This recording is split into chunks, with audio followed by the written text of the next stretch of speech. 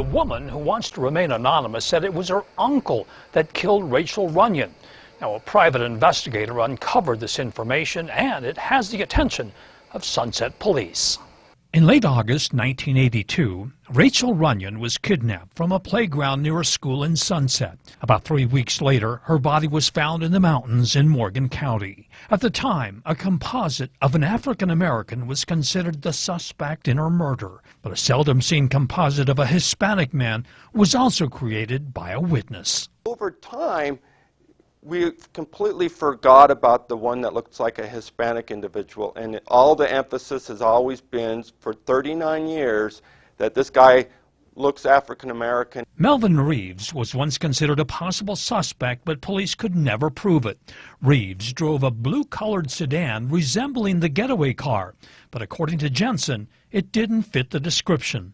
Jensen says the getaway car had wooden side panels, and at the time, only the Pinto Esquire had those. Yes, I slept out in that Pinto many a times, and when you stayed at Grandma and Grandpa's, you just grabbed sleeping bags and pillows and slept in the back of the car. It was fun. The woman, who wants to remain anonymous, said her uncle drove a blue Pinto, and amongst the family, he was a known sex offender. He had hurt little girls before. He had hurt one of the babysitters and did time in jail. And that's why when he was around, we were kind of banned from going over there. Her attention to the case came after she learned of a second composite, a possible Hispanic man. And she was startled to learn that Justin Runyan, Rachel's brother who witnessed the abduction, remembered another feature of the Hispanic man. I'd tell the I don't know, composite artist, you know, it needs a gap in his mustache, or needs certain little criticisms on what I thought the composite had wrong. 2 years ago, ABC redrew the same composite with a gap in the mustache.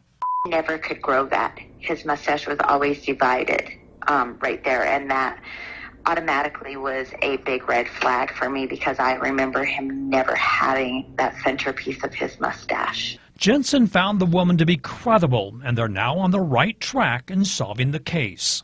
I do, with my whole soul. I bet my entire estate on it that this is the guy. He's got the right background. He's got the right profile.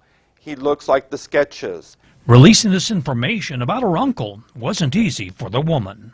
But in the end, my heart said, no, you have to do this, because if you don't, you'll not be able to live with yourself beyond this. The Sunset Police Chief said that this information is valid, and they're conducting DNA testing, but the results have not returned. He says that this case is a top priority.